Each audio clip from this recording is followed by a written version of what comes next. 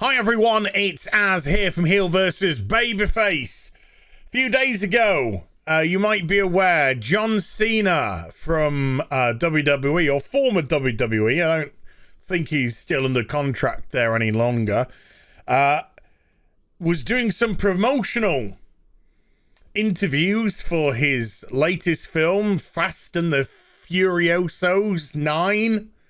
Can I just say, for the record, not that this has anything to do with the videos, I have not seen a single Fast and the Furious film. Don't care. Don't care. But he's doing promotional material for Fast and the Furious 9. And he commits the horrible crime of calling Taiwan a country. Which it is. Taiwan is a country. However, if you're the Chinese government, you have slightly different opinions about that. So, John Cena was, I mean, we say forced. That's what we're implying. But he made an apology to the Chinese people and the Chinese government as well, can I just stress? Which is here. I'm going to read his interpretation of what's being said for his terrible mistake. So let's just read through it. Hello, China. This is John Cena. There's something I have to clarify. I've done a lot of interviews for Fast 9. Lots and lots and lots and lots. In one of the interviews, I made a mistake. Uh-oh. Everyone asked me if I could use Chinese to explain it. Does speak good Chinese, though. The F9 crew has given me a lot of information. There were a lot of interviews and information, and I made a mistake. I have to say this right now, and it's very, very, very, very important. I love and respect China and the Chinese people. I'm very, very sorry about my mistake.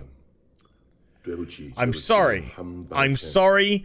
I sincerely apologize. You must understand that. I really love and respect China and the China people. I'm sorry. Goodbye. You can't see me. Who am I watching at the minute? Bit Young Ripper. Bit of Quartering. Bit of It's a Gundam. Bit of Nerd Rodica. Bit of Critical Drinker. Bit of Yellow Flash.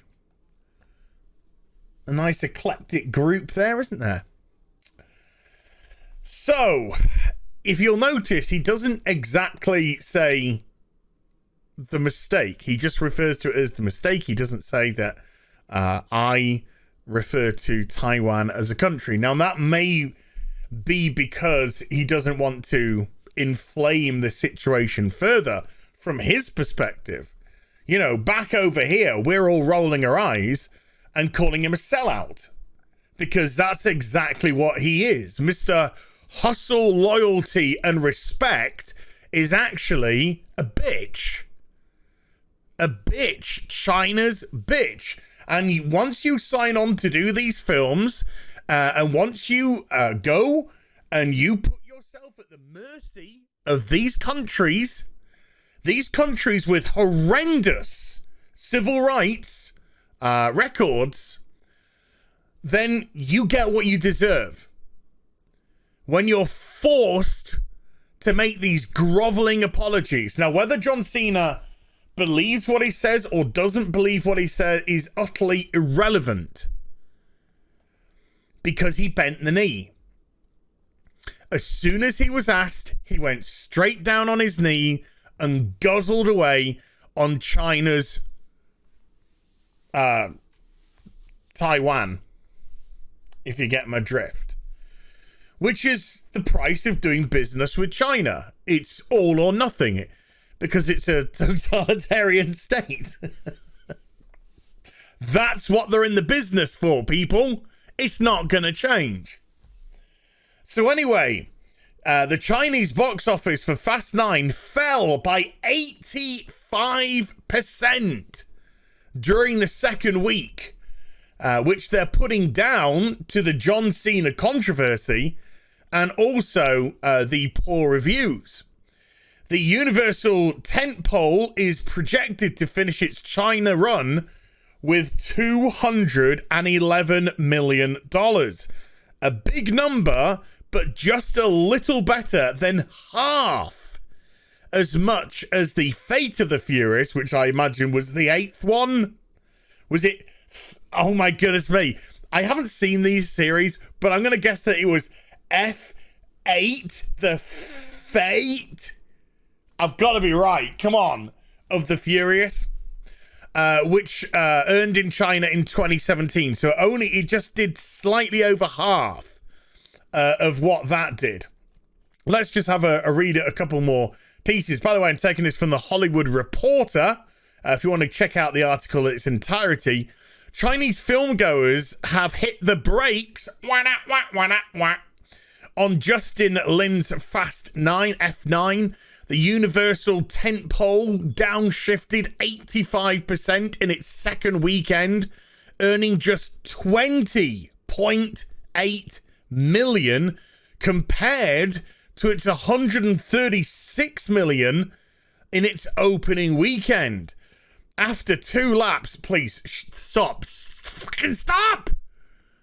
With a terrible driving. The Vin Diesel John Cena action flick is currently totaling $185.3 million.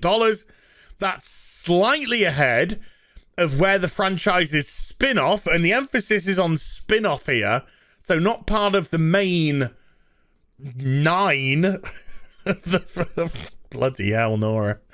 Hobbs & Shaw was sitting at a similar point in its China run, but far weaker than the preceding franchise mainstays Furious 7 and the Fate of the Furious, which topped out at $390.9 million in 2015 and $392.8 million in 2017. So it was actually a very slight increase from Fast and the Furious 7 to Fast and the Furious 8, which is quite rare when you're that balls deep into a franchise.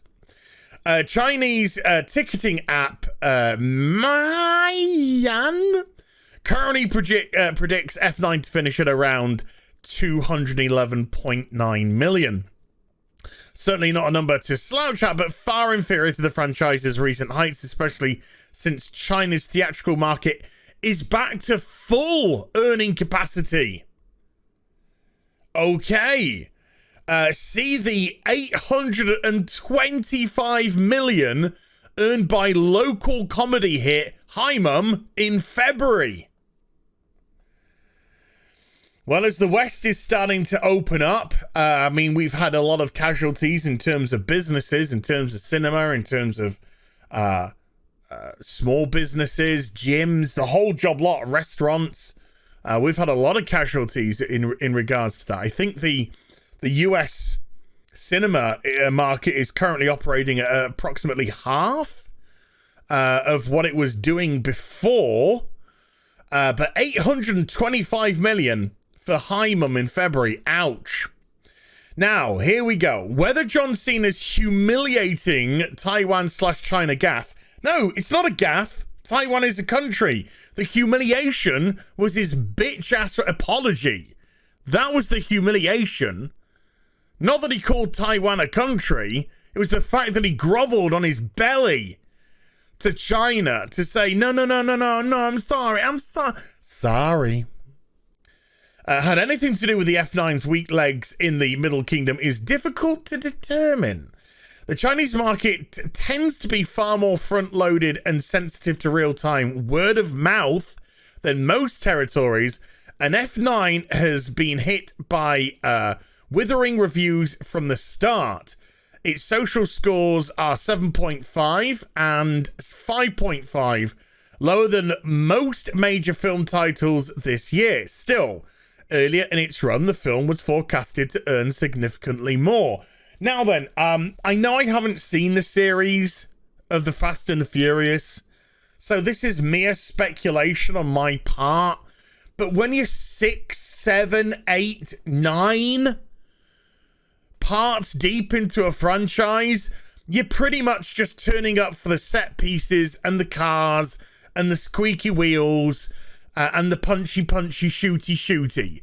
You know, I don't think you're turning up expecting it to be Gone with the Wind. I don't think you're turning up for it to be the next Citizen Kane of the motor industry. I think you're going there simply for a bit of mindless action. So there is probably, I think, a decent correlation between the massive drop from week 1 to week 2, as it did just coincidentally happen to coincide with John Cena's grovelling apology. And if that was how people wanted, if people wanted to pitch John Cena as the villain of the piece in China, and word of mouth, as they've just said, then that might have driven people away from the cinema. Still, it's taken over 200, or well, not yet, but it'd probably take over 200 mil. I'm sure Cruella, is Cruella coming out in China? Let's just squiggle down a bit. I'm sure that's going to do so good. I'm sure people really give a shit. But that's what you get. Play stupid games with commie countries, win stupid prizes, John Cena. Congratulations. Hope you enjoyed the vid. If you did, do get a thumbs up and also subscribe to the channel. Follow me on social media and YouTube for live streaming. Links are in the description box down below. I'll be back with some more stuff very soon. You take care. Bye for now.